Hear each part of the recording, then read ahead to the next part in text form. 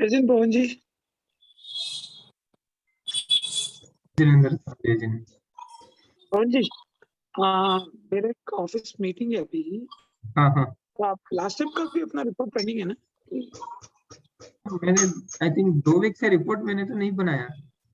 Last week नहीं बनाया ना? लास्ट वीक भी नहीं और उससे लास्ट वीक भी नहीं बनाया।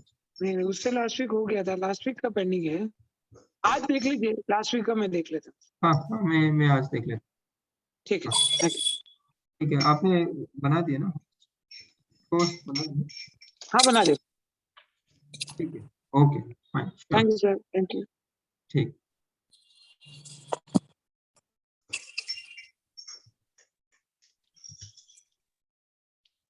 जय Jinendra uncle.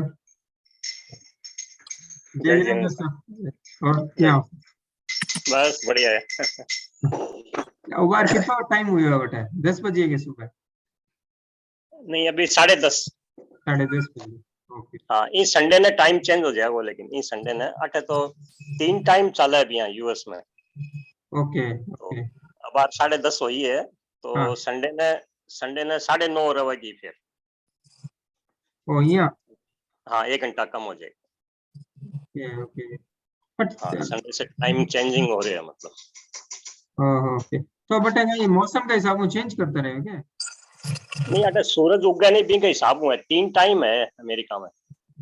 Okay ET PT city यहाँ करके 3 है, जो 8 है वो ईटी है।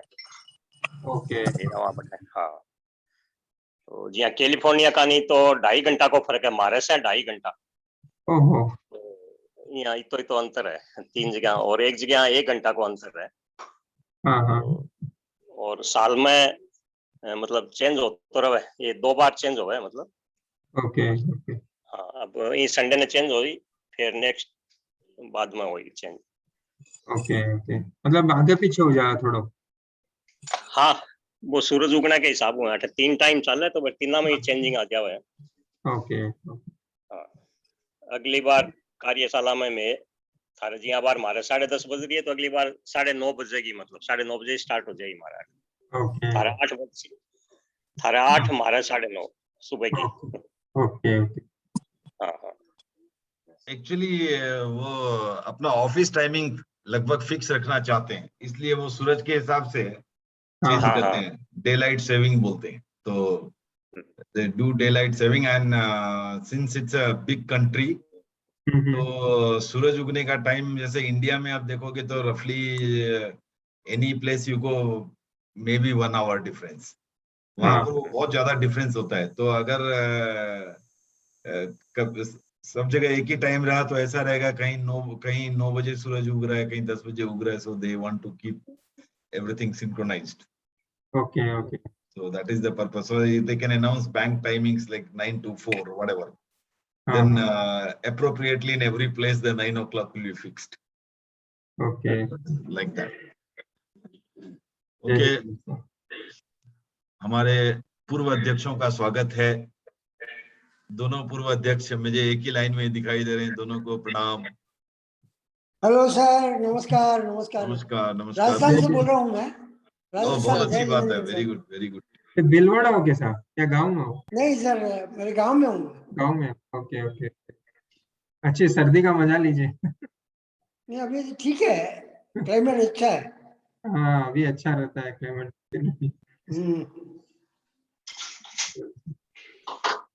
जय जिनेंद्र अशोक जी। शुरू किया जाए? हाँ सर हाँ यस सर। अशोक जी, कोई गीत है क्या आपके पास?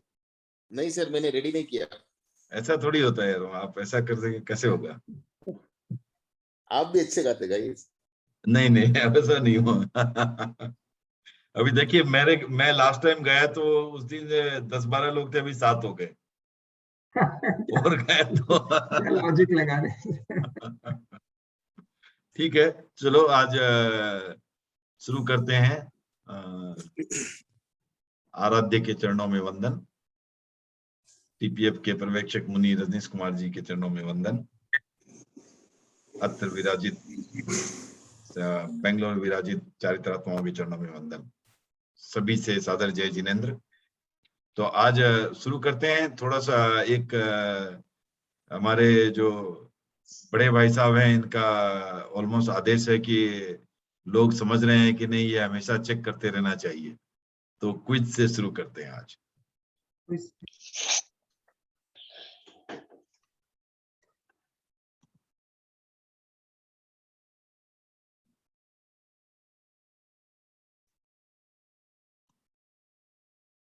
तो लास्ट टाइम हमने किया, पहला क्विज क्वेश्चन है, लास्ट टाइम हमने क्या किया था?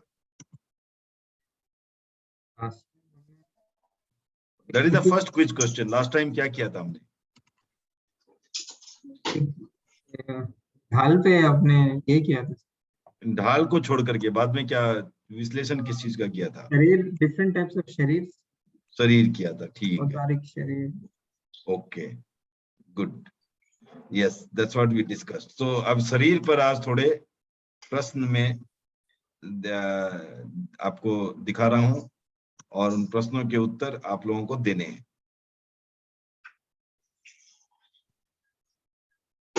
सिंपल सिंपल क्वेश्चन है।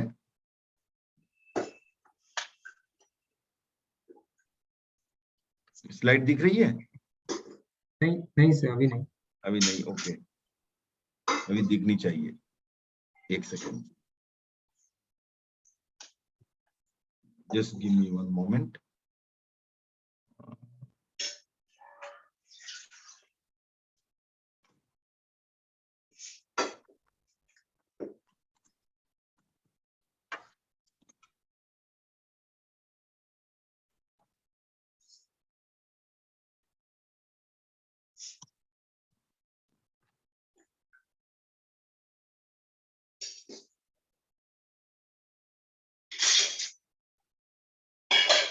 Can you see now? हाँ, तो आज हम लोग वैसे तो उपयोग लेंगे, लेकिन पहला पोर्शन होगा शरीर पर थोड़ी क्विज। तो हमारे कितने शरीर हैं और कौन कौन से? तो पहले कौन जवाब देंगे? हैंड रेज करें, उसके बाद मैं पूछता हूँ।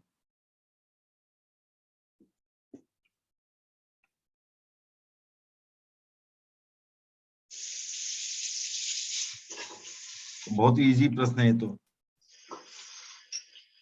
कोई भी हैंड रेज नहीं है। देख किसी को भी पूछ लो। हाँ, वही ऐसा ही करना पड़ेगा। तो सरवण जी, हमारे कौन कौन से शरीर हैं?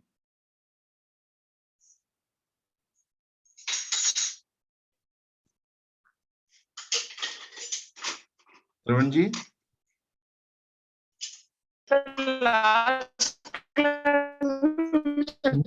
आपकी आवाज बराबर नहीं आ रही है, तो ठीक है, आपको एक्सक्यूज किया जाता है। तो सौरभ जी, हमारे कौन कौन से शरीर हैं? हाँ हाँ सरवण जी बोलिए। आवाज नहीं आ रही सरवण जी आपकी। ठीक है, सौरभ जी। हाँ जी, मैं बोलता हूँ सर। हाँ, हमारे कौन कौन से शरीर? हाँ, एक है कर्म शरीर, हाँ, एक है स्थूल शरीर। नहीं, लेकिन हमने 5 शरीर बताए थे: औदारिक, वैक्रिय, आहारक, तेजस और कार्मण। इसमें अच्छा। से हमारे कितने शरीर हैं? तो 5 ही हो गए ना? नहीं, हमारे कितने हैं? 5 ही हैं। नहीं है, नहीं है, ठीक है। अशोक जी? सर हमारे वैक्रिय शरीर छोड़ के औदारिक, आहारक, तेजस और कार्बन 4 शरीर हो सकते हैं। आपके आहारक शरीर है क्या? नहीं है, हम कर सकते हैं ना हमारे नहीं शरीर नहीं से। नहीं नहीं, ऐसा नहीं है। मैंने आपके पूछा है, हमारे अभी हम लोग जो यहाँ बैठे हैं उनके कितने शरीर है? 3, जब तो 3 है। 3 है, ठीक है। तो हमारे सबके 3 शरीर है। कौन कौन से? आहारक, तेजस शरीर, कार्बन शरीर। गलत उत्तर है। नहीं सॉरी सॉरी, औदारक, नहीं सॉरी, औदारक, कार्बन और तेजस। औदारिक, औदारिक, तेजस में कार्बन। करेक्ट, औदारिक, तेजस और कार्बन, ये 3 शरीर हमारे हैं, ठीक है। अंतराल गति में कितने शरीर होते हैं नार साहब? सर अंतराल गति में कितने शरीर होते हैं? एक शरीर। अंतराल नहीं, गलत आंसर है, एक गलत आंसर है। 2 शरीर होते हैं। 2 शरीर होते हैं, सही आंसर है, 2 शरीर होते 2 हैं। शरीर है। हाँ, सही आंसर है। रचना जी, कौन कौन से 2 शरीर हैं बताएंगे? कार्बन और तेजस। कार्बन तेजस और और तेजस, कार्बन। करेक्ट है, बिल्कुल करेक्ट आंसर है। तो अंतराल गति में हमारे दो शरीर होते हैं, तेजस और कार्बन। ठीक है, एकदम सही है। आगे चलते हैं।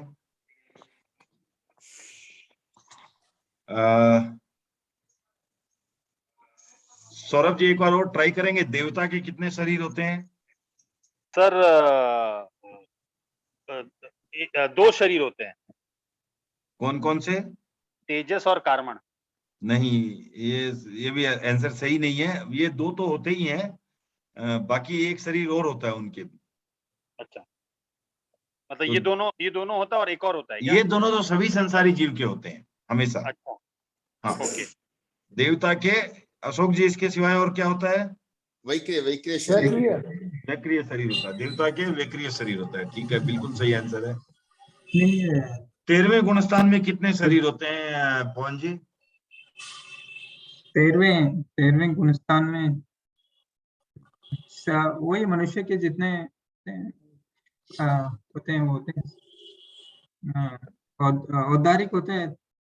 और ठीक है, मनुष्य के जितने होते हैं उतने ही होते हैं। ठीक है। हाँ, 14वें गुणस्थान में? तो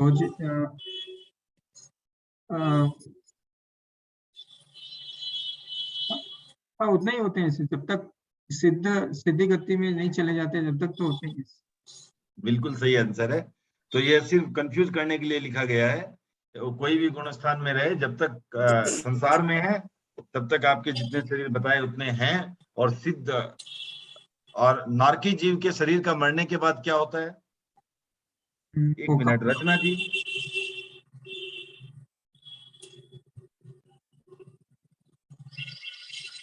वो उड़ जाते हैं ना, हाँ, कपूर की भांति उड़ जाता है। कपूर की भांति उड़ जाते हैं।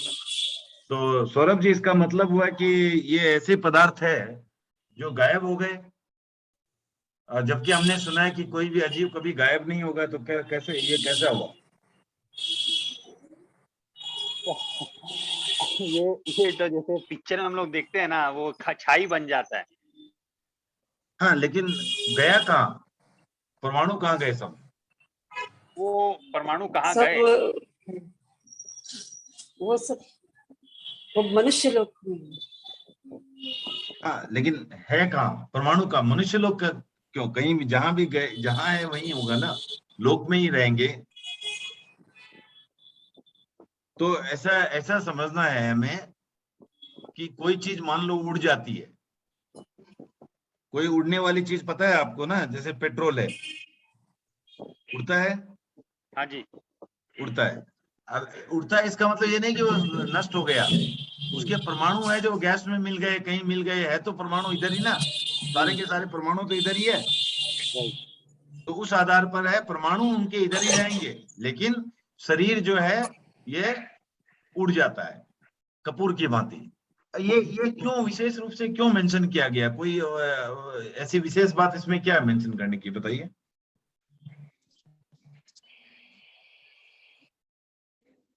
हम लोग तो ऐसे ही पढ़े थे, देवता और नारक दोनों कपूर की भांति उड़ नहीं, जाते वो हैं। तो है। हाँ, इसका विशेष महत्व इसलिए हो जाता है कि जो बाकी जीव हैं उनके शरीर क्या होते हैं, वो ऐसे के वैसे ही पड़े रहते हैं।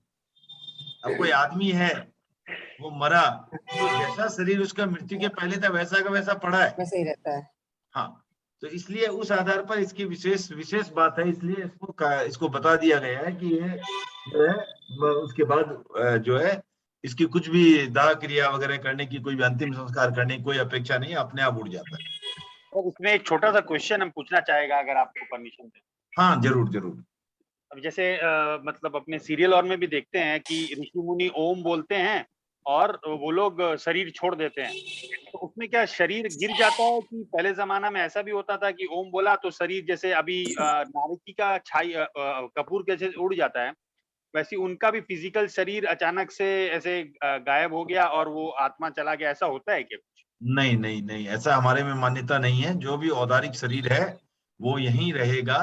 ऐसा हो सकता है कि वो सांकेतिक रूप में आपको दिखा रहे हैं, जो दिखा रहे हैं वो थी आत्मा जो चली गई, ऐसा हो सकता है वो दिखा रहे हो आपको, लेकिन हमारे यहाँ ऐसा कोई ऐसा की मान्यता नहीं। हमारे यहाँ औदारिक शरीर जो है वो यहीं रहेगा, और आत्मा भी जब तक मोक्ष नहीं होती है तब तक प्योर फॉर्म में नहीं निकलेगी, तेजस कार्बन शरीर के साथ ही बंधी हुई निकलेगी। Thank you. ओके, एक साथ अधिक से अधिक एक प्राणी के कितने शरीर हो सकते हैं? तो इसमें कई सारे, जैसे ऑटोबायोग्राफी ऑफ अ योगी में तो ये लोग कई सारा तरह का चीज बोलते हैं, मतलब वो इंटरेस्टिंग है। अगर हमको तो आंसर नहीं मालूम है उसको, अगर आप टच करें तो। नहीं, वो मैंने देखा हुआ नहीं है। आप कोई बताएंगे तो मैं उसका उस अपना जैन के आधार पर आंसर उसकी कोशिश कर सकते हैं। बट वही मैंने बोला ना कि जैसे बहुत सारी चीजें होती है। अब कई जगह है जो पुनर्जन्म को में ये अवतार को भी मानते हैं। हमारे यहाँ अवतार की भी कोई मान्यता नहीं है। तो इसलिए वो अगर आप उस तरह से वेदांता वाले सिस्टम से जाएंगे तो हमारा थोड़ा सा जो है अलग पड़ता है। सेकेंडली, आप कई जगह जैसे हैं वो भगवान और देवी देवता में उतना फर्क नहीं करते हैं, राइट? उनको भगवान भी बोल देते हैं, देवी देवता भी बोल देते हैं। हमारे यहाँ भगवान और देवी देवता का कंप्लीटली डिफरेंट मीनिंग है। हमारे यहाँ जो देव योनि में है वो देवी देवता हो गए, और जो सिद्ध हो गए हैं वही भगवान है, जिनके 8 कर्म मुक्त हो गए। और जिनके 8 कर्म मुक्त हो गए, जो हमारे यहाँ क्या है कि जो भी नियम है, ये जन्म मरण वगैरह के यूनिवर्सल लॉज है। ऐसा नहीं किसी के लिए स्पेशल प्रिविलेज नहीं है कि ये नहीं कि भगवान है तो वो अवतार ले लिए और दूसरे हैं तो उनका कुछ और होगा। ऐसा कोई सिस्टम नहीं है। तो हमारे अनुसार क्या होगा कि हमारे अनुसार कोई भी बाकी शरीर मिलने का कारण क्या है? कार्बन शरीर है, अर्थात हमारे कर्म है। तो कार्बन शरीर, जिसका कार्बन शरीर खत्म हो गया उसके बाकी कोई शरीर आ ही नहीं सकता। जब आ ही नहीं सकता तो कैसे किसी का अवतार होगा? तो इसी तरह इसलिए हमारे यहाँ भगवान के अवतार की कोई परंपरा नहीं है। जैसे हम सुनते हैं ना, ये विष्णु के अवतार हैं, ये उनके अवतार है, तो हमारे यहाँ अवतार की कोई परंपरा नहीं। जैसे ऑटोबायोग्राफी में योगी में बोलते हैं कि एक साथ में जो सिद्ध पुरुष होते हैं, मतलब जिनको सिद्धि होता है, वो कई जगह पे एक साथ में हो सकते हैं। हाँ, ये देखिए ऐसा है कि सिद्धि और सिद्ध ये दोनों में अंतर है। सिद्धि क्या हुई? सिद्धि हुई जैसे आपने कोई साधना साधी है, आपने कोई मंत्र तंत्र साधना की है, वो हो गई सिद्धि। आपको सिद्धि उपलब्ध है। अब जिसको मान लीजिए वैक्रिय लब्धि उपलब्ध है तो वो वैक्रिय लब्धि का प्रयोग करके दूसरी जगह भी जा सकता है, तो उसका एक और शरीर बना करके, तो वो संभव है हमारे यहाँ भी। ओके, तो लेकिन हमारे यहाँ ये बस उतना ही संभव है। बाकी ऐसा नहीं कि वो उड़ गया और शरीर गायब हो गया, ये सब हमारे यहाँ संभव नहीं। मतलब मल्टीपल जगह पे एक साथ में नहीं हो सकता है। हाँ, एक साथ में मल्टीपल जगह पे नहीं हो सकता। नहीं हो सकता है ना, वही बोला, यहाँ है और वैक्रिय लब्धि से एक जगह और हो सकता है, 2 जगह हो सकता है, मैक्सिमम 2। हाँ, मैक्सिमम 2। ओके। हाँ निर्मल जी, एक बात मैं बोलना चाहता हूँ, माफ करना। हाँ, अपने संघ में एक साध्वी जी हुई थी, वो देवलोक हुई थी, और उनको जब शमशान घाट में ले जा करके जलाने लग गए तो देखा शरीर गायब था उनका, वो शरीर नहीं मिला उनका। ओके। हाँ, तो ऐसी घटना अपने तेरापंथ में हुई है। एक साध्वी जी का नाम तो मेरे याद नहीं आ रहा है अभी।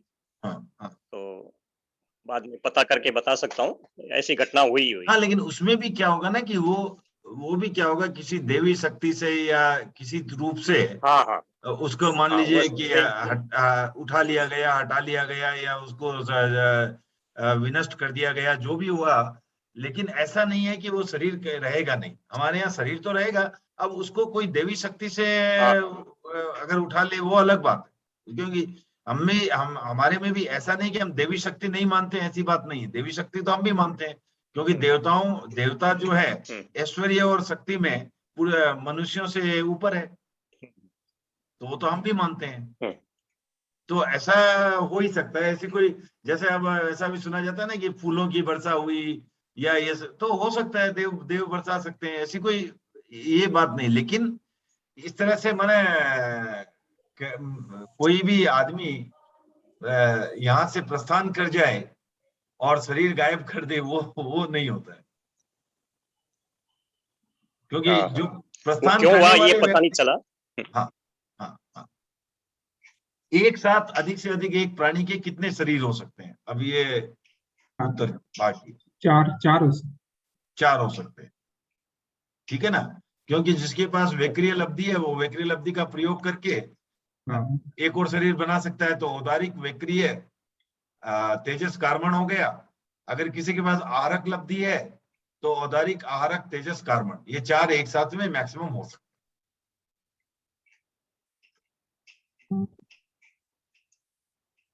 अगर किसी के पास दोनों लब्धियां हैं, यह प्रश्न आ सकता है किसी के मन में, लास्ट टाइम भी हमने बात की थी, तो उनके वो दोनों लब्धियों का एक साथ प्रयोग नहीं कर सकता। तो एक साथ में आहारक और वैक्रिय 2 में से एक ही शरीर बनेगा, तो एक साथ 4 ही होगा। सिद्धों के कितने शरीर होते हैं? नहीं होता, नहीं हाँ, शरीर नहीं होता ना, तेजस्वी नहीं, तेजस्वी नहीं, नहीं, सिद्धों को नहीं होता है, अच्छा सिद्धों को कार्बन- जरूरत नहीं है। ओके गुड, ठीक है, जरूरत नहीं की बात नहीं है, मतलब वो तो सिद्ध हो गए, सिद्ध हो गए उनको। नहीं, ये वेरी क्लियर, जरूरत तो मुझे भी नहीं है, लेकिन क्या करूं, मजबूरी है। अब मुझे भी मतलब आज सारे शरीर हटा दो, मुझे भी जरूरत तो नहीं है, इस लेकिन शरीर से मजबूरी ही है। सर, इस शरीर से ही वो नेक्स्ट लेवल जा सकते हैं, तो जब तक ये शरीर जरूरत है। हाँ, तो वही मजबूरी है ना, हाँ, मजबूरी। ये मजबूरी है, ये ऐसा नहीं कि ये हमारी बाध्यता है, ये समझें, ऐसा नहीं जरूरी, सिद्धों को जरूरी नहीं है, तो जिसको जरूरी नहीं है वो सिद्ध हो गया तो बहुत अच्छी बात है। ऐसा नहीं। हाँ, तो ये जरूरी की बात नहीं, ये है, ये प्रावधान है, ये बाध्यता है, यूनिवर्सल लॉ है ये। जब तक आपका कार्बन शरीर है तब तक आप छुटकारा नहीं पा सकते, ठीक है ना, ये बाध्यता है। खाली कार्बन शरीर होने से कैसे होगा? तेजस और कार्बन दोनों रहते हैं ना। हाँ वो ठीक है, लेकिन तेजस कार्बन नहीं रहेगा तो कुछ भी नहीं रहेगा ना। सारे शरीर जो कार्बन तेजस भी है वो कार्बन के कारण ही है, मुख्य कारण शरीर उसी, इसीलिए कार्बन शरीर को कारण शरीर भी कहते हैं। हाँ, तो कारण वही है, 8 कर्मों से। हाँ, तो कारण शरीर वही है, ठीक है, आगे चलते हैं। निर्मल जी एक प्रश्न मैं पूछना चाहता हूँ। हाँ बोलिए। हाँ, अव्यवहार राशि में निगोद में कितने शरीर होते हैं जीव के? 2। और कोई का दो उत्तर गलत है, और कोई? 3 होगा। कौन कौन से? औदारिक, कार्बन, तेजस। करेक्ट, ठीक है धनराज जी साहब। हाँ ठीक है सर। हाँ ओके, तो अब आज हम बात करेंगे उपयोग की। फोटो देखाনোর জন্য আমি চেষ্টা করব। उपयोग किसे कहते हैं? अब जैसे हम सामान्य अर्थों में कोई चीज, उपयोग का अर्थ क्या होता है? जैसे कोई चीज होता है, कोई चीज सामान्य अर्थ हो गया काम में लाना, कोई चीज को काम में लाते हैं, उसका उपयोग कर रहे हैं। मैं मोबाइल का उपयोग कर रहा हूँ, पुस्तक का उपयोग कर रहा हूँ, जूम का उपयोग कर रहा हूँ, सर्दी में कंबल का उपयोग कर रहा हूँ, बीमारी में दवाई का उपयोग कर रहा हूँ, भूख लगने में खाने का उपयोग कर रहा हूँ, ये हो गया उपयोग, कोई चीज का उपयोग में लाना, ठीक है ना। ये किसी चीज का उपयोग करना, प्रयोग करना, ये हो गया आप उसको काम में लाना। लेकिन जैन में इसका अर्थ अलग है। अब जैन में क्या अर्थ है? जैन दर्शन में उपयोग का अर्थ क्या है? उपयोग को कहा गया है जीव का लक्षण। उपयोग क्या है? जीव का लक्षण ही उपयोग है। अब आगमों में कहा गया है जीवो अब उपयोग लक्षणों, ये प्राकृत भाषा में कहा गया है कि जीव जो है उसका लक्षण ही उपयोग है। फिर तत्वार्थ सूत्र में आचार्य उमा स्वाति भी इस बात की पुष्टि करते हैं, वो कहते हैं उपयोगो लक्षणम। किसके लक्षण है ये? तो वो जब जीव की बातें कर रहे हैं तब बता रहे हैं उपयोगो लक्षणम, अर्थात जो है उपयोग ही जीव का लक्षण है। और जैन सिद्धांत दीपिका में आचार्य तुलसी बताते हैं चेतना व्यापार है उपयोग है, अर्थात चेतना का व्यापार और या चेतना का काम कह लो आप। जैसे हमारा व्यापार क्या है? हमारा काम। उसी तरह चेतना का जो काम है वही उपयोग है। तो ज्ञान और दर्शन को चेतना का क्या अर्थ है? ज्ञान और दर्शन। तो ज्ञान और दर्शन को काम में लाना, ये हो गया आपको उपयोग की परिभाषा। तो ये चेतना की जो प्रवृत्ति है, ज्ञान और दर्शन की जो प्रवृत्ति है, वो हो गया उपयोग। क्लियर है सबको?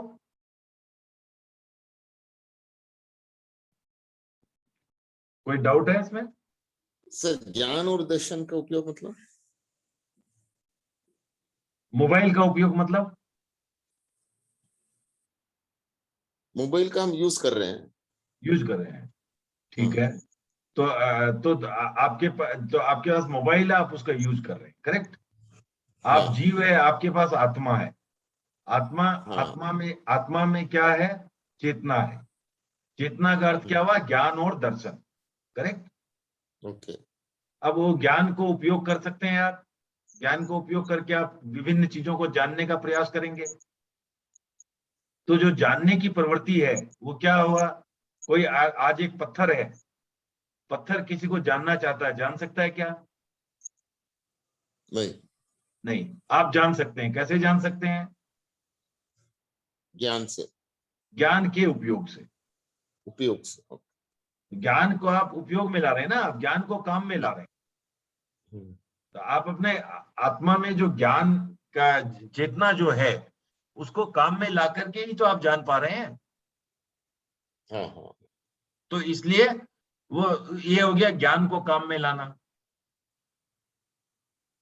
ठीक है। और दर्शन सर?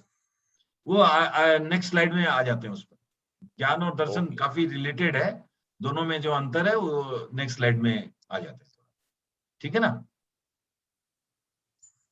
ओके सर एक छोटा सा मतलब चीज मतलब पूछने टाइप का ही था। हाँ। जैसे अपने जो ईशा फाउंडेशन के सदगुरु है ना, हाँ। तो वो एक तरह का योगा प्रैक्टिस सिखाते हैं।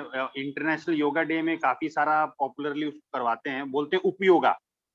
तो उपयोगा बोलते हैं, it is not complete yoga, it is half yoga. तो उसमें बहुत सिंपल एक्सरसाइजेस टाइप का चीज होता है, तो नेक का, हाथ का, तो उसका कोई रेलिवेंस है क्या इस तरह का चीज में? देखिए ऐसा होता है कि आपको जब पूछा जाता है कुछ, ठीक है ना, तो टीसीएस क्या है? एक शेयर है, ठीक है ना।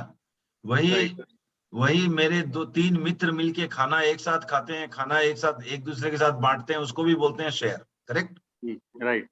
लेकिन दोनों जगह शेयर का अर्थ टोटली अलग है ना। Right, wonderful. ओके।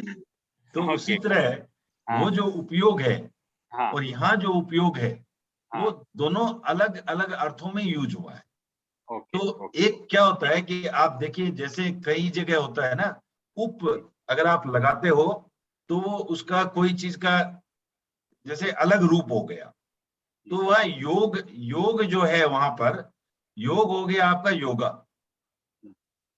और उसका एक अलग छोटा रूप कर दिया, वो हो गया उपयोग।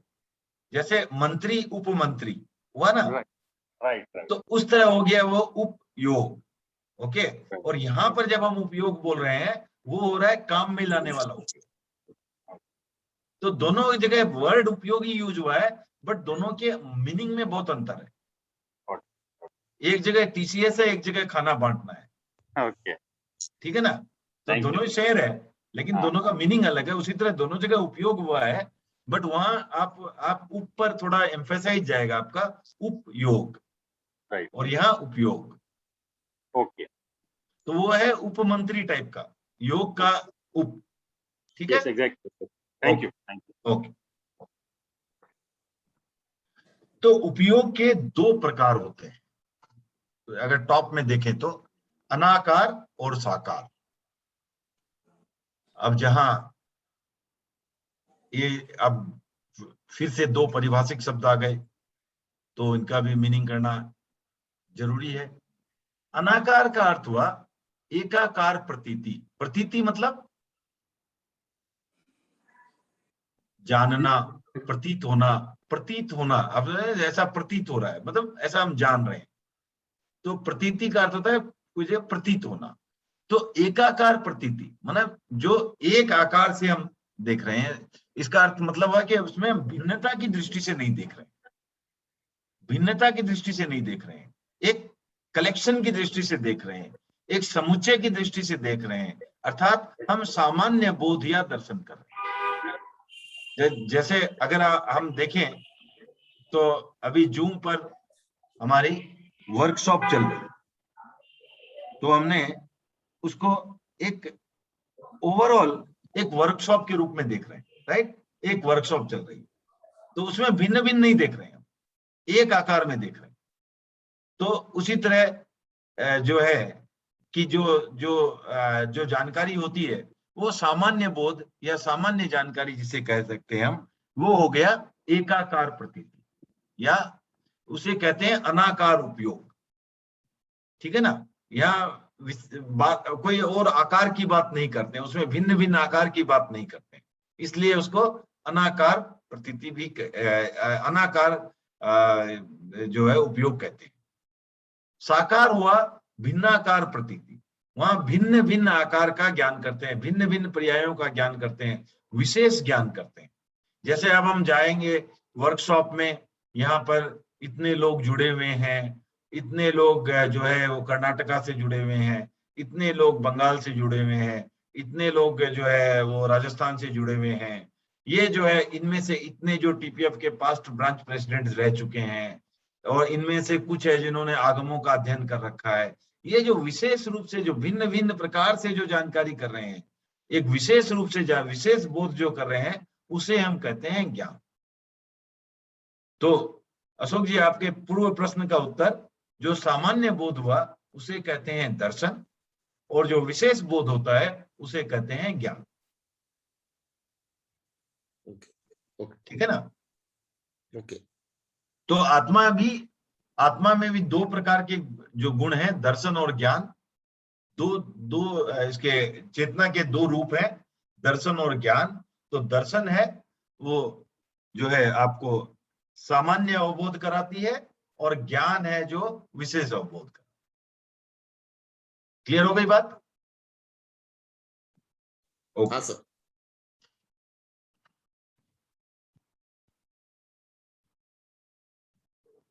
तो अब उपयोग का थोड़ा सा और उस पर चिंतन करते हैं।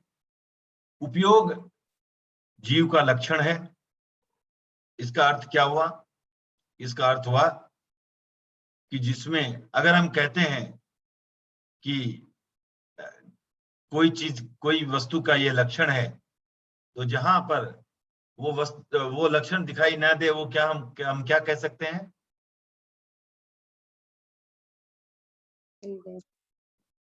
हाँ, क्या कह सकते हैं? क्या क्वेश्चन है सर? जैसे किसी वस्तु का कुछ लक्षण है, ठीक है ना? जैसे मान लीजिए ताप अग्नि का लक्षण है। अब कहीं ताप नहीं है तो हम क्या कह सकते हैं? अग्नि नहीं है वहां। अग्नि नहीं, एग्जैक्टली। तो लक्षण का इतना महत्व है कि लक्षण अगर गायब है, इसका मतलब वो चीज ही नहीं है वहां। ठीक है ना? तो जब हम कहते हैं जीव का लक्षण है, उपयोग जीव का लक्षण है, तो जहां उपयोग नहीं है वो जीव ही नहीं है। ठीक है ना? तो अर्थात सब जीवों में इसकी सत्ता है, सब जीवों में उपयोग वर्तमान है, विद्यमान है। ओके? तो थोड़ा लॉजिकली सोचते हैं इसके बारे में। तो उपयोग क्या है? प्राणी मात्र में है, हर जीव में है। तो हर जीव में उपयोग है। ओके? अब है उपयोग है, तो क्या सब में उपयोग समान है? नहीं, ये जरूरी नहीं है। एक अग्नि में अधिक ताप हो सकती है, एक अग्नि है जो महज छोटी सी चिंगारी हो सकती है, बहुत कम ताप हो सकता है, ऐसा हो सकता है। लेकिन वो ताप उसका लक्षण था तो वो तो रहेगा, लेकिन कितनी मात्रा में है, कितनी प्रबलता से है, उसमें तारतम्य हो सकता है, अंतर हो सकता है। तो हर प्राणी के उपयोग की अलग अलग सीमा है। तो हर प्राणी के उपयोग की अलग अलग अगर सीमा है, तो अब ये समझने की बात है, कहाँ उपयोग की प्रबलता के लिए आपको कौन सा पक्ष ज्यादा सामने आना चाहिए प्रखर होकर के? आत्मा का पक्ष। जितने आत्मा में कर्मों का हल्कापन रहेगा उतना उसको, मान लीजिए आप एक अग्नि है, आप उसको आप पूरी तरह से ढकी हुई है तो ताप हो सकता है बाहर कम आए, कम ढकी हुई रहे तो अधिक ताप बाहर आएगा। उसी तरह जो है आपकी आत्मा है, उसमें अगर कर्मों का हल्कापन है तो क्या होगी? उपयोग जो है वो अधिक प्रबल होगा। और अगर ये कर्मों का हल्कापन नहीं है तो उपयोग की प्रबलता जो है वो कम होगी। ठीक है ना? तो ये किस आधार पर होता है? तो ये दो जो कर्म होते हैं ज्ञान और दर्शन को इंपैक्ट करने वाले, वो कौन से हैं? ज्ञानावर्णीय और दर्शनावर्णीय। तो ज्ञानावर्णीय कर्म और दर्शनावर्णीय कर्म, अब उनका हल्कापन कैसे होगा? हो सकता है किसी भी कर्म का हल्कापन अशोक जी कितने प्रकार से हो सकता है? कर्म का हल्कापन सर हाँ, निर्जरा से हो सकता है। नहीं वो ठीक है, लेकिन कैसे, क्या हो? कर्मों के उदय से? तब नहीं, क्षयोपम से, उपसम क्षयोपम, उपसम और क्षय, हाँ राइट? ये तीन क्षय। प्रकार से किसी भी कर्म का हल्कापन हो सकता है, करेक्ट? हो सकता है। क्षयोपम, उपसम और क्षय। लेकिन उपसम सिर्फ एक ही कर्म का होता है, हमने बात की थी। मौनीय कर्म का, सिर्फ मौनीय कर्म का उपसम होता है, बाकी किसी कर्म का उपसम तो हो नहीं सकता। तो ज्ञानावर्णीय कर्म का हल्कापन कैसे हो? या तो क्षय से या क्षयोपम से। दर्शनावर्णीय कर्म का हल्कापन कैसे हो? या तो क्षय से या क्षयोपम से। ठीक है ना? तो ज्ञानावर्णीय दर्शनावर्णीय कर्म के क्षय और क्षयोपम के अनुसार जो है उपयोग की सीमा तय होती है। ठीक है? तो अगर क्षय हो गया तो आप बोल सकते हैं उसको केवल्य की प्राप्ति हो गई, केवल ज्ञान की वो हो गया। वो उसकी जो है उपयोग की पराकाष्ठा है, उपयोग की जो मैक्सिमम बोल सकते हैं, असीम उपयोग जो है, पूर्ण चेतना का पूर्ण प्रदर्शन जो है, पूर्ण रूप से उसका निखर कर उभर कर आ जाना, वो हो गया जो आपको ज्ञानावर्णीय दर्शनावर्णीय कर्म का पूर्ण रूप से क्षय। और तब तक क्या होता है? क्षयोपम के आधार पर ये उपयोग की जो सीमा है वो ऊपर नीचे होती। अब उपयोग भी दो, साकार उपयोग जो है उसके भी दो भेद किए गए हैं, ज्ञान और अज्ञान। तो इसमें ऐसा है कि ज्ञान और अज्ञान में ऐसे कोई फर्क नहीं है, दोनों ही जानने की प्रवृत्ति है। तो अज्ञान जो है उसका यहाँ पर दो रूपों में अर्थ हुआ है। तो जब ज्ञान कोई भी जब मिथ्या दर्शन के साथ जुड़ जाती है, जब आदि मिथ्यात्वी होता है, उससे जो ज्ञान होता है उसे ही अज्ञान कहते हैं। तो अज्ञान जो है वो दो रूप में देखना है। तो एक रूप होता है अज्ञान अर्थात ज्ञान का अभाव, ठीक है, और दूसरा होता है जो ज्ञान तो है लेकिन वो गलत संगत में है। जैसे अगर आप शरबत भी जो है अगर शराब की बोतल में रखोगे तो वो भी शराब कहला जाती है। तो इसलिए जो है ज्ञान, इसका और भी मैं उदाहरण दूंगा आपको, लेकिन पहले ये समझना है कि अज्ञान हमने दो प्रकार की बात की। एक तो अज्ञान कहा लैक ऑफ नॉलेज और जो ज्ञान का अभाव, और दूसरा हमने अज्ञान कहा जो ज्ञान है लेकिन उसके साथ संगत जो है वो मिथ्या दर्शन की। अब दोनों में अंतर समझना है। दोनों में अंतर क्या है? जो मिथ्या दर्शन के संगत में जो ज्ञान अज्ञान बन गया है, वो अज्ञान कैसे पैदा होता है?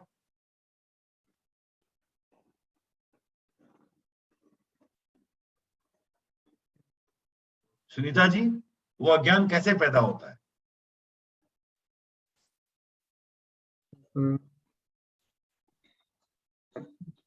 अशोक जी, सर वो आत्म मिथ्या ज्ञानावरण कर्म के उद्देश्य से ज्ञानावरणीय कर्म के बंधन से, क्षयोपशम से, क्षयोपशम से। बंधन से नहीं, क्योंकि वो भी जानने की प्रवृत्ति है। हाँ। उसके लिए हल्कापन चाहिए। संगत कुछ भी रहे, संगत अलग चीज है। संगत मिथ्या दर्शन की है, इसलिए वो अज्ञान कहलाता है, लेकिन है तो जानने की प्रवृत्ति। आज एक मिथ्या दर्शन आदमी ब्रिलियंट है, सपोज करो आप, तो उसके क्या है, वो है तो अज्ञान, लेकिन है क्या, ज्ञानावरणीय कर्म का क्षयोपशम है। आज एक मिथ्यात्वी आदमी अच्छा खासा व्याख्यान दे पाता है। आज एक मिथ्यात्वी आदमी आचार्य तक बन सकता है। करेक्ट, हमने उदाहरण पढ़ा है ना। तो अब वो, हालांकि मालूम है हमें कि है तो वो पहले गुणस्थान में ही, लेकिन उसने जो इतने जो अध्ययन किया, इतना जो माने तर्क के साथ बात कर सकता है, सब कुछ अच्छी तरीके से रख सकता है, वाक्पटुता है, वो सब कहाँ से आई? ज्ञानावरणीय कर्म के क्षयोपशम से। तो जो अज्ञान जहां पर मिथ्या दर्शन का साथ जुड़ा हुआ है, उस कारण उसे अज्ञान कह रहे हैं, वो अज्ञान जो है वो ज्ञानावरणीय दर्शन का, ज्ञानावरणीय दर्शनावरणीय कर्म का क्षयोपशम ही है। वो ज्ञानावरणीय कर्म का क्षयोपशम ही है, ये समझें। और जो अज्ञान हम बोल रहे हैं, लैक ऑफ नॉलेज या ज्ञान का अभाव है, वो क्या है? क्योंकि कर्म प्रगाढ़ है, तो वो ज्ञानावरणीय कर्म का उदय है। अंतर समझ में आया दोनों अज्ञानों में?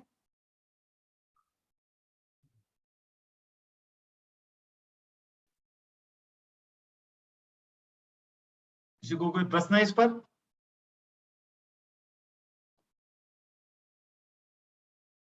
तो जस्ट टू समराइज अगेन, जो ज्ञान का अभाव है वो ज्ञानावरणीय कर्म का उदय है, और उस ज्ञान के अभाव को भी अज्ञान कहते हैं।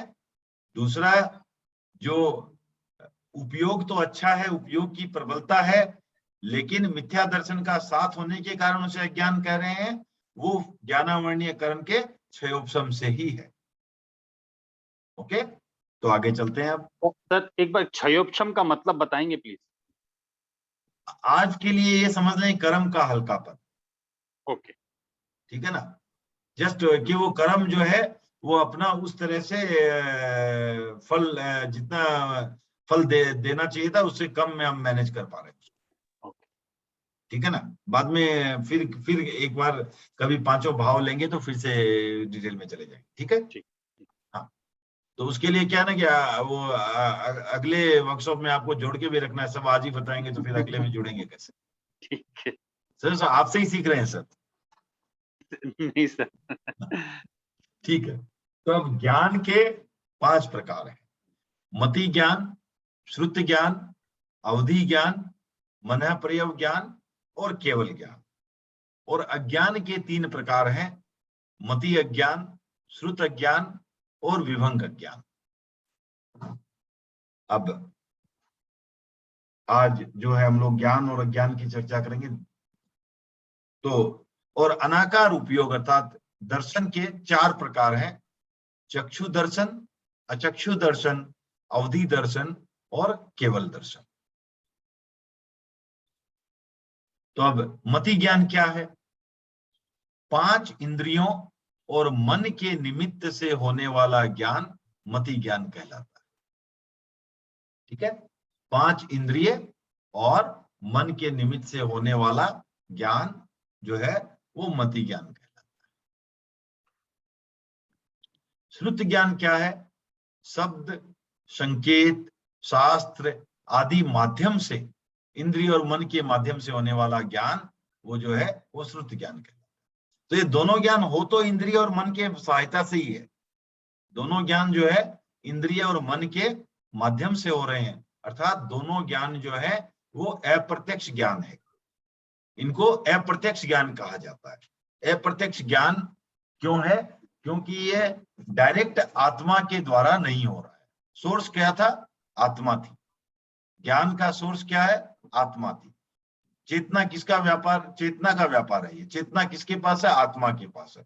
लेकिन डायरेक्टली आत्मा को ये आत्मा से नहीं हो रहा है वो ज्ञान, इसलिए इसे अप्रत्यक्ष ज्ञान कहते हैं। बीच में जो है ये इंद्रिय और मन जुड़े हुए, तो इंद्रिय और मन के माध्यम से जो ज्ञान हो रहा है उसे हम कहते हैं, जो दो कैटेगरी हो गई, मति ज्ञान और श्रुति ज्ञान। तो शब्द संकेत शास्त्र आदि माध्यम से जो इंद्रिय और मन के माध्यम से होने वाला ज्ञान है उसे कहते हैं हम श्रुति ज्ञान। तो शब्द और अर्थ का संबंध जो है वो श्रुति ज्ञान में होता है। अब जैसे कहा जाए आपको कि आपने देखी कोई चीज जो है वो काली है, काली कोई चीज देखी आपने, तो एक तो आपको कुछ भी शब्द नहीं मालूम है काली, फिर भी आपको दिखा कि यह सामने वाली वस्तु काली है। आपको सामने अग्नि दिखी तो आपको पता ही है, आपको अग्नि का नाम नहीं भी मालूम है तब भी आपको ये आप जान पाए कि वो क्या है। तो ये जो इस तरह का जो डायरेक्ट जानना हुआ वो हो गया मति ज्ञान। लेकिन अब अगर हम शब्द के माध्यम से अगर उसको जानते हैं, उसको शब्द दे दिया अग्नि, या उसके मान लो एक फ्लेम बना दी, संकेत बना दिया उसका, तो ये जो चीज है ये हो गया आपको श्रुत ज्ञान। तो अब शब्द के माध्यम से आपको अग्नि के विभिन्न प्रकार के, अगर आपको उसके जो है रूप बता दिए, तो आप उससे, आपने कभी मान लीजिए जंगल की आग नहीं भी देखी है, लेकिन किसी ने कह दिया आपको जंगल की आग, आप उसका एक जो है चित्र अपने मन में बना सकते हैं, आप उसकी परिकल्पना कर सकते हैं, आप उसको जान सकते हैं। तो ये जो हो गया वो हो गया श्रुत ज्ञान। तो शब्द और अर्थ का संबंध जो है वो श्रुत ज्ञान में जो है वो होता है, और ये मति ज्ञान के बाद होता है, क्योंकि मति ज्ञान नहीं है तब तक श्रुत ज्ञान का कोई अर्थ ही नहीं रह जाता। तो ये जो है उसको आप ऐसा कह सकते हैं कि मति ज्ञान को जो एक्सप्रेशन देने का काम है वो श्रुत ज्ञान करता है। अब मति ज्ञान और श्रुत ज्ञान में बहुत गहरा संबंध है, और दोनों में कहा जाता है अविनाभावी संबंध है। अविनाभावी संबंध अर्थात उनमें हमेशा जो है वो साथ चलते हैं, नित्य साहचर्य है, और एक के बिना दूसरे का जो है अभाव रहता है। तो एक के बिना दूसरा है जो उसका अभाव रहता है, उसी को कहते हैं हम अविनाभावी संबंध। तो दोनों में अविनाभावी संबंध है। मति ज्ञान कारण है और श्रुत ज्ञान कार्य है, क्योंकि आप जो भी समझते हैं, अर्थ लेते हैं इत्यादि इत्यादि, वो श्रुत ज्ञान हो गया। तो मति ज्ञान कारण है और श्रुत ज्ञान कार्य है। दोनों में अगर अंतर की दृष्टि से अगर देखें तो मति ज्ञान जो है वो मनन प्रधान है, उसे सिर्फ आप अपने आप में समझते हैं, अपने आप में आप जो उसका मनन करते हैं। और श्रुत ज्ञान जो है वो शब्द प्रधान है, वहां पर उसका एक व्यक्त रूप होता है, उसका एक एक्सप्रेसिबल रूप होता है, आप उसे बता सकते हो। आप किसी को, जैसे आप अपने बच्चे को सिखाते हो, हाथी की आकृति देख करके एलिफेंट बताते हो, तो ये जो आकृति और शब्द ये सब क्या है? श्रुत ज्ञान है। तो ऐसा जरूरी नहीं है कि बच्चे को सिर्फ हाथी दिखा करके ही वो समझ जाए, और हाथी दिखाने के बाद भी अगर आपने उसको नाम बता दिया ये हाथी है, तो ये जो बोला आपने हाथी, ये क्या है? श्रुत ज्ञान। ये शब्द और जो अर्थ का जो जहां भी संबंध की बात आती है वो सारा श्रुत ज्ञान में आ जाता है। मति का जो है, मति ज्ञान जो होता है वो स्वगत बोध होता है, अपने आप में होता है, और इसलिए ये मूक है, इसकी कोई भाषा नहीं है, जबान नहीं है, कोई एक्सप्रेशन नहीं है। जबकि श्रुत ज्ञान जो है शब्दमय है। तो श्रुत ज्ञान क्या है? स्वयं और दूसरे दोनों के लिए उपयोगी है।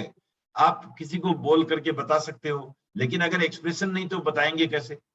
उसको अगर शब्द नहीं मालूम, मेरे को किसी चीज का अगर शब्द ऐसा बहुत बार होता है ना कि हम सोचते हैं कि अरे हमें चीज मालूम है, लेकिन एक्सप्रेस कैसे करें, बताएं कैसे, कम्युनिकेट कैसे करें, क्योंकि हम उसको शब्द में, संकेत में नहीं आंक पा रहे हैं, नहीं उतार पा रहे हैं, तो शब्द और संकेत इत्यादि जो है, ये जहां पर हम उसको उस चीज में ट्रांसलेट कर पा रहे हैं, वो हो गया हमारा श्रुत ज्ञान। और ये एक जब हम वो कर पाते हैं तब वो स्व और पर दोनों के लिए उपयोगी हो पाता है।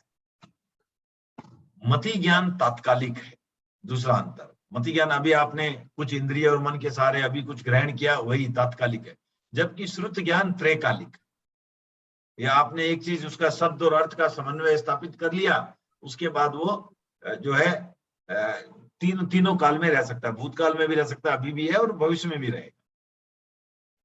दूसरी बात है कि मति पूर्वक श्रुत ज्ञान होता है। मति ज्ञान के कारण श्रुत ज्ञान हो पाता है, लेकिन श्रुत पूर्वक मति नहीं होती। तो ये आपको मति ज्ञान और श्रुत ज्ञान की थोड़ी सी और चर्चा, और इसकी विशेष चर्चा अभी चलेगी आगे की कुछ क्लासों में, लेकिन आज जो है इसकी सामान्य चर्चा हमने मति ज्ञान और श्रुत ज्ञान की है। निर्मल जी, हाँ, जिसके आंखें नहीं है उसका श्रुत ज्ञान कम होगा ना? क्यों? वो कोई चीज देखा ही नहीं कब, तो आप समझ लीजिए आप उनको पता ही नहीं कोई चीज कलर क्या है, उसको पता ही नहीं, तब जब आप शब्द से बोलेंगे तो वो समझ ही नहीं सकता। For example sir, orange colour कभी देखा ही नहीं, तो उनको आप कैसे? आप रविंद्र जैन के संगीत को सुने आप? हाँ सर, बहुत। उन्होंने गीत बनाए हैं। हाँ बनाए ना सर। उनके शब्दों की संरचना देख के कैसा ऐसा कभी लगा कि उनको किसी चीज का ज्ञान नहीं है? नहीं, अब समझ लीजिए वो बोल रहे काला नहीं, है। मैं आपको पहले आप उसका जवाब दो। क्या सर? उन्होंने जो है, हाँ। उन्होंने शब्दों को श्रुत ज्ञान के माध्यम से, उनके मति ज्ञान में तो एक आवरण है आंख का, लेकिन श्रुत ज्ञान जो है शब्द समझ करके उनको अर्थ समझना है, तो उसमें कभी आपको लगा कि उनके कुछ कमी आई है? नहीं, जो फॉर एग्जांपल सर, जब कोई एक येलो कलर फॉर एग्जांपल, अब वो कब येलो देखा ही नहीं तो येलो कैसे नहीं, फिर भी वो अपनी परिकल्पना से कुछ कर रहे हैं ना, वो अपनी परिकल्पना से कर रहे हैं, वो समझ रहे हैं अग्नि का कलर ये रेड है, ये येलो है, वो समझ रहे हैं अपनी परिकल्पना। लेकिन नहीं, आपको बोला गया भाई कि अग्नि का कलर रेड है, लेकिन रेड क्या है उनको पता ही नहीं है। नहीं ठीक है, कोई बात नहीं, फिर भी वो ट्रांसलेट कर पा रहे हैं ना। हाँ, फिर भी वो आपको बता पा रहे हैं ना, फिर भी आपको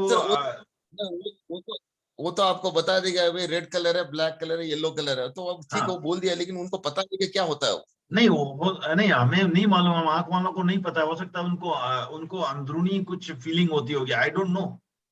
वो तो किसी आप जो नहीं देख पाते उनको पूछ करके आप उनको पूछ सकते हैं कि वो क्या बताते हैं, मुझे जानकारी नहीं है, लेकिन मैं इतना कह सकता हूँ कि श्रुत ज्ञान जो है वो उनका काफी विशद भी हो सकता है, ऐसा ना माने, क्योंकि ऐसे जो महापंडित हैं जिनकी आंखें नहीं है, तो ऐसा सूरदास थे, तो ऐसे महापंडित हुए, महाज्ञानी हुए जो जिनकी आंख नहीं थी, तो उनका श्रुत ज्ञान तो बहुत अच्छा था। एक सिर्फ कलर नहीं देख पाना ये अलग बात है, सिर्फ एक उसी तुलना से अगर आप करेंगे तो हो सकता है कि ठीक है, लेकिन बाकी ओवरऑल अगर आप श्रुत ज्ञान की बात करते हो तो काफी उनका विशद रहा है, काफी जो नेत्रहीन लोगों का जो विशद श्रुत ज्ञान रहा है।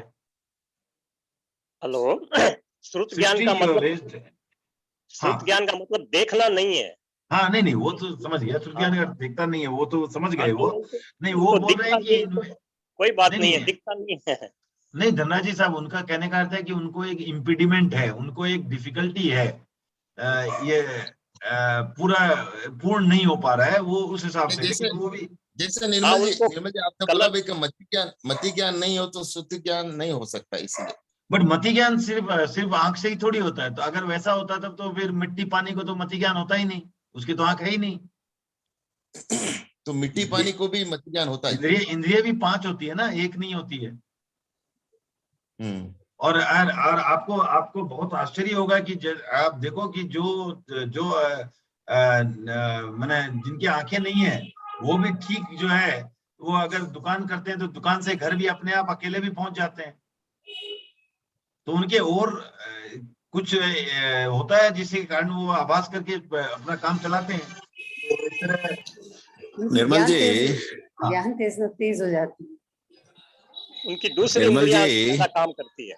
हाँ, जस्ट एक सेकंड। क्या निर्मल जी, मैं महेंद्र, हाँ, यही जब ज्ञान की बात चल रही, जैसा बोल रहे हैं कि भाई एक इंद्रिय में भी ज्ञान होता है और वो Yes. मति ज्ञान ही होता है। बिना ज्ञान के जीव अजीव का डिफरेंस रहता है।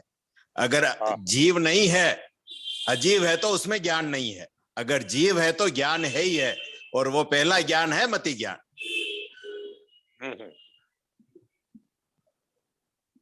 मति ज्ञान तो एक इंद्रिय के भी होता है कि जीव मात्र के होगा, नहीं तो जीव ही नहीं रहेगा।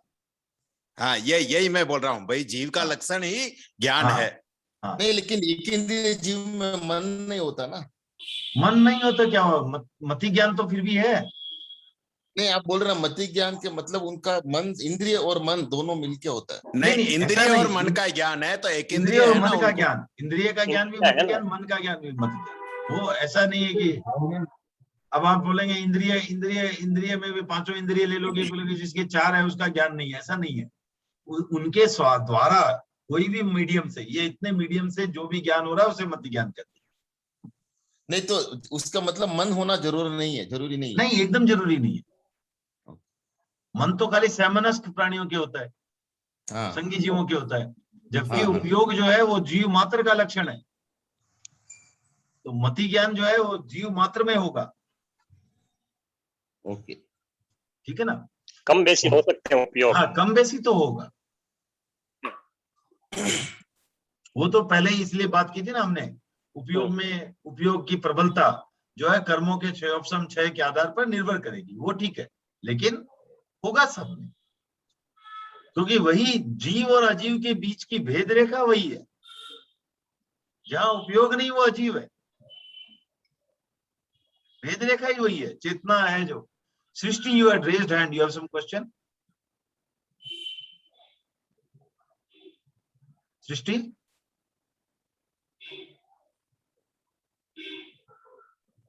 okay, maybe by mistake.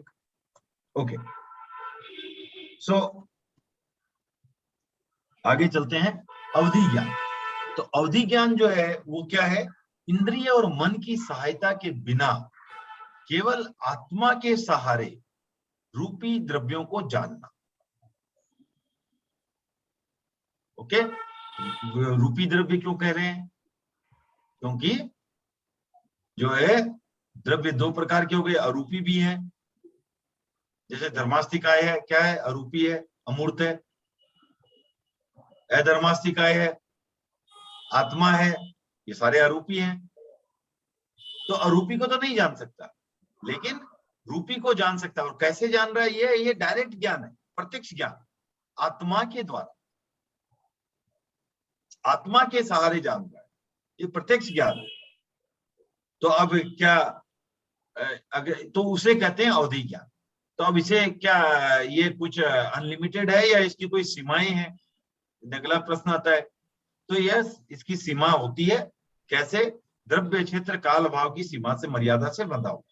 ऐसा हो सकता है किसी को इसी क्षेत्र का पता हो, इसी प्रकार के द्रव्य का पता हो, और उसमें भी जो है अलग अलग जो लेवल्स होते हैं। तो अवधि ज्ञान के प्रकारों की भी कभी बात करेंगे फिर, बट ये समझ लें कि अलग अलग अवधि ज्ञानी के जो ज्ञान की जो योग्यता है, क्षमता है, उनमें भी अंतर होता है।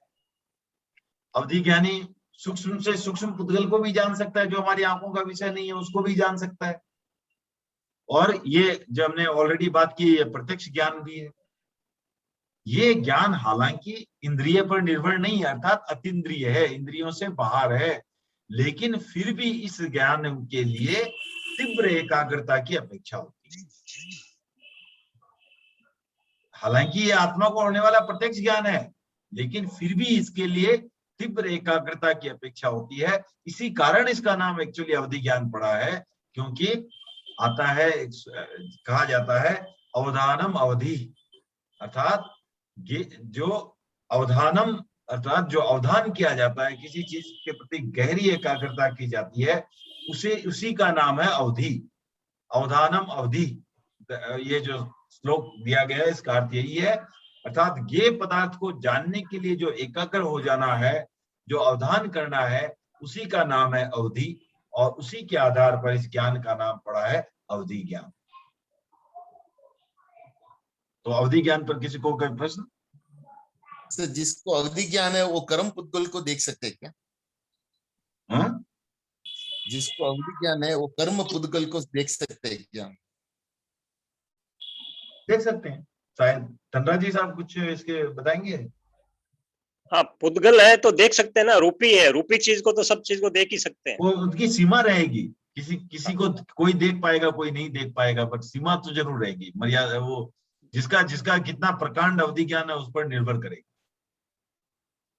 तो परम अवधि ज्ञान होता है वो तो सब कुछ देख सकता है, लेकिन वो जाता भी नहीं है। ये अवधि ज्ञान तो जा भी सकता है, सीमा होती है कि इतना टाइम तक रहेगा, उसके बाद चला जाता है। लेकिन परम अवधि ज्ञान है वो जाएगा नहीं, वो तब भी जाएगा जब केवल ज्ञान हो जाएगा, तब चला जाता है समझ। तो अवधि ज्ञान के विभागों की फिर भी चर्चा अभी करेंगे, काफी मति ज्ञान के भी विभागों की चर्चा करनी है। एक सामान्य अवलोकन आज कर लेते हैं, ठीक है ना? तो फिर अगला जो है मन प्रयोग ज्ञान। इंद्रिय और मन की सहायता के बिना केवल आत्मा के सहारे संगी जीवों के मानसिक अवस्थाओं और आकृतियों को जानना, यह हो गया मन प्रयोग ज्ञान।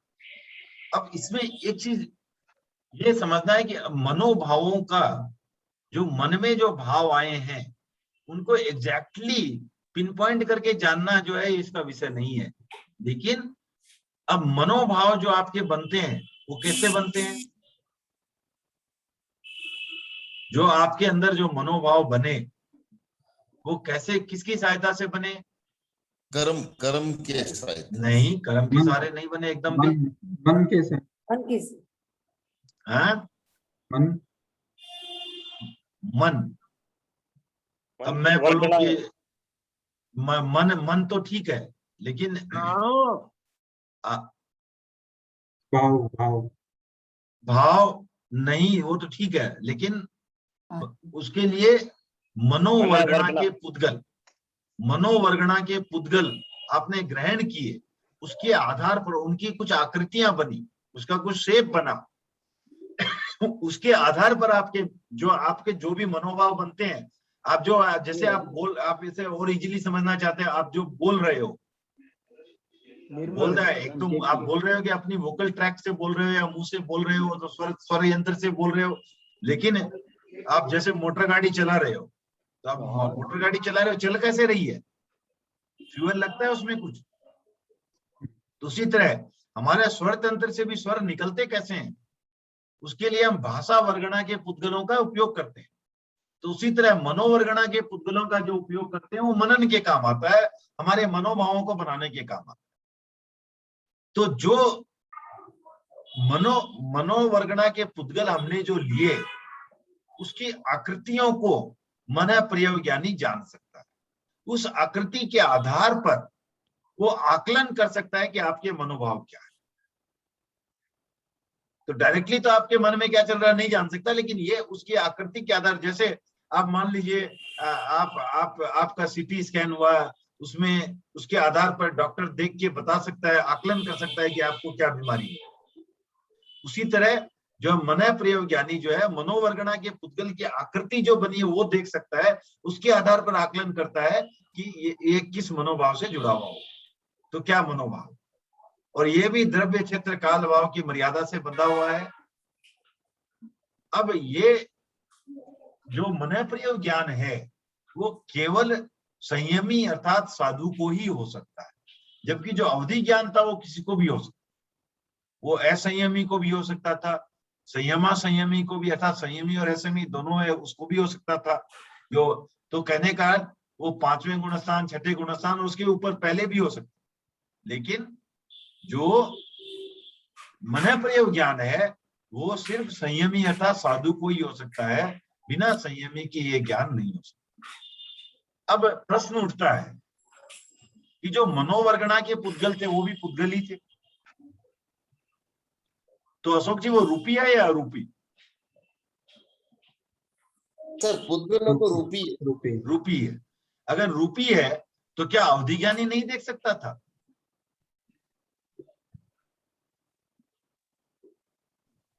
अवधि ज्ञानी देख सकता था। देख सकता था।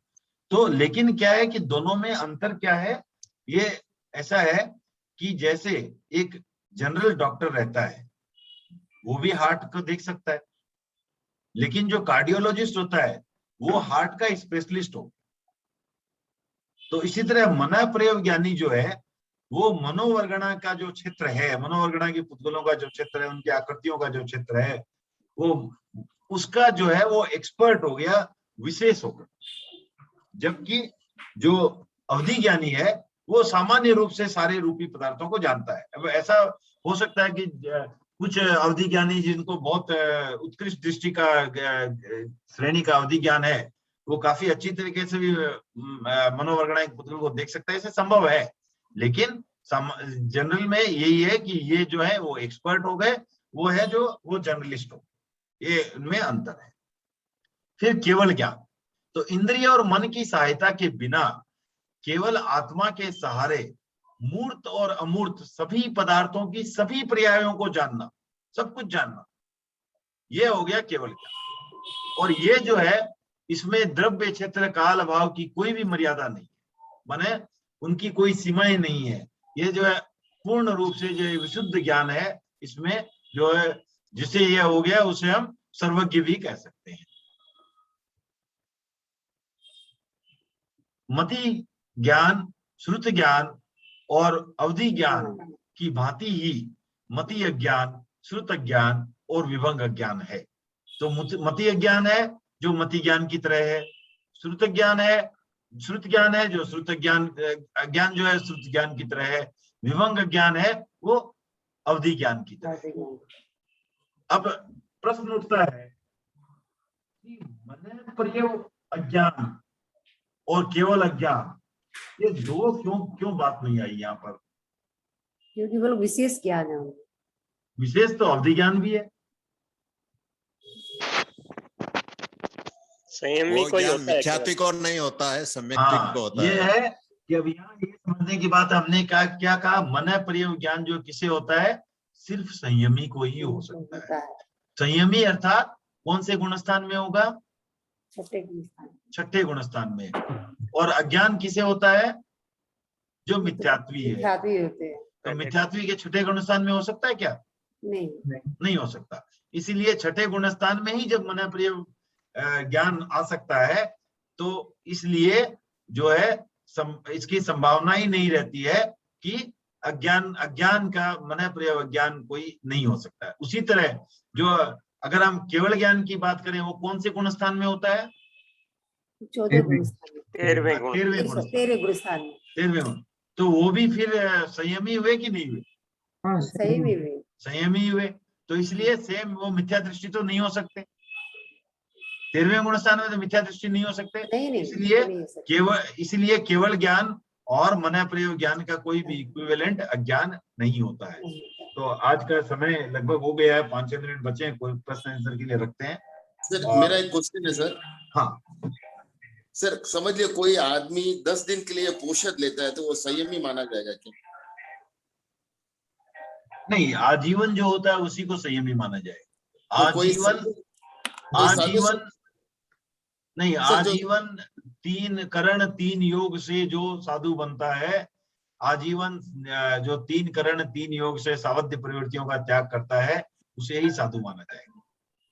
सर तो समझ लीजिए मन पर ज्ञान संयमी कोई हो सकता है, साधु बन गया और उसके बाद साधुपन छोड़ देता है, तो उसमें क्या होता है?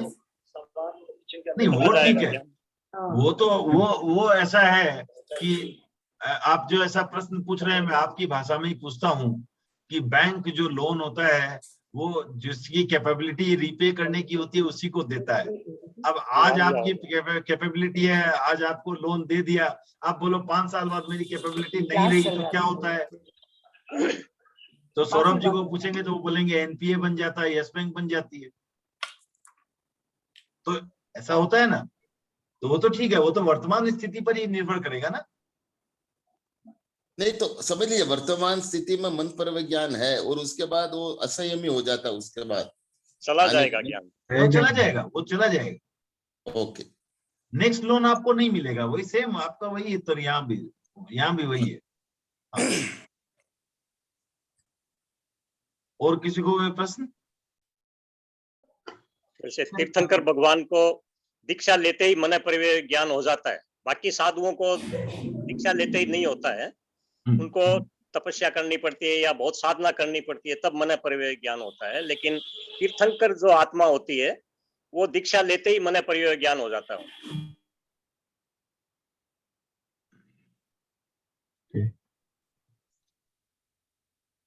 राजेंद्र जी, जय जिनेन्द्र जी। जय जिनेन्द्र साहब, बहुत गुड विषय पर बातें हो रही है। सर जो मन पर विज्ञान है तो कोई ये युग से कोई कनेक्टेड है क्या, जैसे कलियुग सतयुग ऐसा कुछ? कलयुग आ रहा है सतयुग ना। हमारे में तो ऐसा है ही नहीं कुछ। हमारे नहीं में अभी आ भी रहा हो है, सकता है क्या? नहीं हमारे इस में फॉर्म आ रहा में है, आरा से कनेक्टेड है। तो इस आरे में हो सकता है। इस आरे में नहीं होगा, अच्छा यहाँ नहीं होगा। ओके। अब महाविद्य क्षेत्र में हो जाएगा, यहाँ नहीं होगा। हाँ धनराज अवधि साहब ज्ञान बोले। हाँ, मैं कह रहा था कि देवताओं को अवधि ज्ञान होता है, हाँ, लेकिन हाँ। वो सामने वाले क्या मन की और सब चीजों को वो जान लेते हैं, उनके मनोवर्गना के पुद्गल नहीं होते हैं, फिर भी वो जान लेते हैं सारी बातें सामने वाले की कि ये क्या चाहता है या उसके मन में क्या है। देवता और नारकी दोनों के जो है भव के जन्म कारण ही अवधि ज्ञान होता है, जबकि जो बाकी जो गतियां हैं मनुष्य और त्रियंच, उनको जो अवधि ज्ञान के लिए लब्धि की जरूरत होती है, जबकि वो देवता जन्म और से नरक को अवधि ज्ञान बाय बर्थ ही होता है, वो भव से ही होता है। सर अवधि ज्ञान होना एडवांटेज है या डिसएडवांटेज है सर? देखिए जो अल्टीमेट देखा जाए तो आपके पास धन होना एडवांटेज है डिसएडवांटेज? आप उसको कैसे उपयोग करते हैं? वही सेम बात वही है। आप कैसे उपयोग करते हो उस पर निर्भर करता है। आप उसको लेकर के, अब क्या हुआ आप देखो, ये अवधि ज्ञान तो छोड़ दो, 10 पूर्वों का ज्ञान हुआ, उस पर ही अभिमान कर दिया उन्होंने, शालीभद्र इन्होंने स्थूलभद्र जी ने। स्थूलभद्र तो क्या हुआ, रह गया वहीं पर अटक गए। तो कोई भी चीज का उपयोग और ये करना वो आप पर निर्भर करता है। कोई भी चीज अपने आप में, गुरुदेव तो इतना तक भी कहते थे ना, गुरुदेव तुलसी, जैसे कुछ लोग कहते हैं कि इंद्रिय ही सारा पाप का जड़ है, तो उन्होंने कहा इंद्रिय ही मोक्ष की भी जड़ है, उसके बिना तुम्हें मिल ही नहीं सकती। तो अब वो तो साधन है, आप साधन का कैसे उपयोग करते हो वो आप पर निर्भर करता है। और वैसे अगर बोला जाए काम्य क्या है, काम्य तो मोक्ष है, केवल्य है। कामना अगर मुझे करनी है किसी चीज की, कि क्या चीज, एक चीज मांगू मैं, तो अवधि ज्ञान नहीं मांगूंगा, मैं तो केवल ज्ञान ही मांगूंगा। लेकिन जो भी चीज हासिल होती है उसका उपयोग कैसे किया जाता है वो हमारे पर निर्भर करता है। और उपयोग जो ऐसा कुछ भी हमें मिले, उसकी अगर उसका उपयोग हम अगर सही दिशा में करें तो वो उपयोगी है, गलत दिशा में करें तो अनुपयोगी है। निर्मल जी एक सवाल है। अपन कहते हैं, हेलो महेंद्र भाई आवाज नहीं आ रही।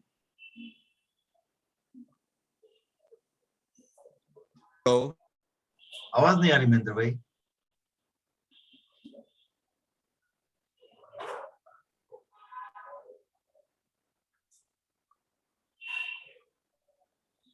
ठीक है, अगली क्लास में ले लेंगे महेंद्र जी। निर्मल जी तो एक क्वेश्चन था। हाँ, आज समय हो गया है तो थोड़ा एक क्वेश्चन लेते हैं। चलिए।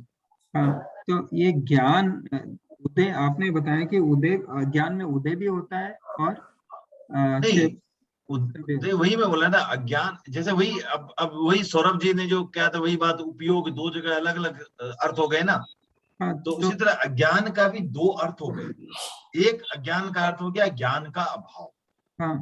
तो जो ज्ञान का अभाव है वो हो गया ज्ञानावरणीय कर्म का उदय।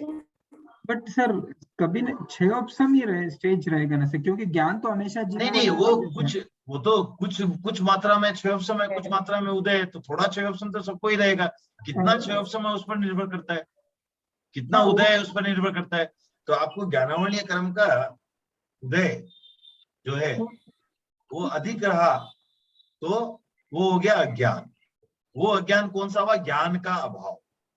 दूसरा जो अज्ञान होता है वो आपके पास है तो जानने की प्रवृत्ति तो है, लेकिन आपकी दृष्टि जो है वो मिथ्या है। अब कई बार कैसे फर्क हो जाता है, कई बार क्या होता है दोनों बात एक ही होती है, लेकिन आप उसका उपयोग कैसे करते हो। आप ऐसे देखो कि एक पुलिस वाला है, एक डाकू है, दोनों ने बंदूक चलाने की ट्रेनिंग ली, क्या ट्रेनिंग में अंतर है?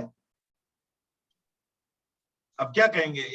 एक चीज जो पुलिस ने सीखा है रक्षा के लिए उसकी आप सराहना करोगे, जो डकैत ने सीखा है उसकी आप सराहना नहीं करोगे, वो उसको उल्टा ज्ञान बताओगे। चीज तो एक ही थी, प्रशिक्षण एक ही था। तो इसीलिए बोल रहा हूं, तो ये जो है वो क्योंकि उसकी दृष्टि गलत थी। तो कई बार क्या होता है सही चीज भी दृष्टि गलत होने के कारण गलत हो जाती। वो तो समझिए ज्ञान लेकिन उसमें भी, लेकिन डकैत को भी सीखने के लिए तो उतनी ही मेहनत करनी पड़ी, उतना ही 6 ऑप्शन उसका भी रहा जितना पुलिस का रहा है। तो वो फिर भी उसका अज्ञान कहते हैं, लेकिन वो अज्ञान में भी 6 ऑप्शन शामिल था। तो वो ज्ञान का अभाव वाला अज्ञान नहीं था, वो दृष्टि के अभाव वाला अज्ञान था, सही दृष्टि नहीं थी। तो ये या तो उदय कैसे बोल, उदय वही थोड़ा सा मुझे लग रहा है कि उदय ज्ञानावरणीय कर्म का उदय तो है ही ना। नहीं ज्ञानावरणीय कर्म के उदय तो सबको ही है ना। अगर नहीं रहते तो हम केवल ज्ञानी बन जाते। हाँ नहीं 6 ऑप्शन में फिर 6 होना तब वो उदय निकल गया। नहीं वो ठीक है 6 ऑप्शन वो तो है, लेकिन इसका नहीं 6 ऑप्शन में भी तारतम्य है ना। हाँ वो है। हाँ तो वही इसी का मतलब, तो तारतम्य किस आधार पर है? वही उदय के आधार पर ही है ना। ओके जितना खाली ग्लास है समझो उतना उदय बोल दिया। हाँ एग्जैक्ट वो हो गया। बट 6 ऑप्शन तो है ही है, दोनों एग्जिस्ट। नहीं 6 ऑप्शन तो रहेगा ही, नहीं तो जीव ही नहीं रहेगा ना। वही मतलब लेकिन 1% 6 ऑप्शन है या 40% है वो उस पर डिपेंड करेगा ना। आप दोनों साइड देखनी पड़ेगी आपको। चलो इस पर और फिर चर्चा करेंगे, विस्तृत चर्चा होगी इस पर। तो निर्मल जी एक सेकंड। स्वामी जी की बुद्धि बहुत तेज थी, उत्पातिया बुद्धि बोल दो। वो हाथों हाथ डिसीजन, मतलब उनके उत्तर घड़े हुए ही रहते थे। कोई भी प्रश्न पूछो हाथों हाथ जवाब, मतलब जैसे कि उन्होंने पहले से ही तैयार कर रखा था। उनकी बुद्धि को किस में लाएंगे आप? जैसे उनको बोलते थे उत्पातिया बुद्धि है, फटाफट जवाब दे देते हैं। ऐसी बुद्धि भी ये किस श्रेणी में आएगी फिर? मति ज्ञान में आएगी। मति ज्ञान में उनका उसका बहुत लिया ज्यादा जाएगा। था। 6 ऑप्शन बहुत ज्यादा था। विशेष 6 ऑप्शन है। 6 ऑप्शन। हाँ विशेष 6 ऑप्शन। इसका भी निर्मल जी ये सप्लीमेंट्री क्वेश्चन मेरा वही था कि स्वामी जी सामने आज वाले समय बहुत हो गया है, मेरा एक कॉल है 9:30 को तो आया है को एक्चुअली सॉरी। नेक्स्ट क्लास में लेते हैं ये। अभी ज्ञान का चले, इसका उपयोग का 2-3 क्लास चलेगी, काफी विस्तार में लेना है। मति ज्ञान के भेद, श्रुत ज्ञान के भेद सभी करना है, काफी विस्तार में जाना है। तो अगली क्लास में लेते हैं। तो सबका बहुत बहुत आभार। Thank you. तो मिलते हैं फिर अगले बुधवार। Thank you. हाँ किचन सेट कहाँ रखे हो? हाँ किचन सेट आप कहाँ रखे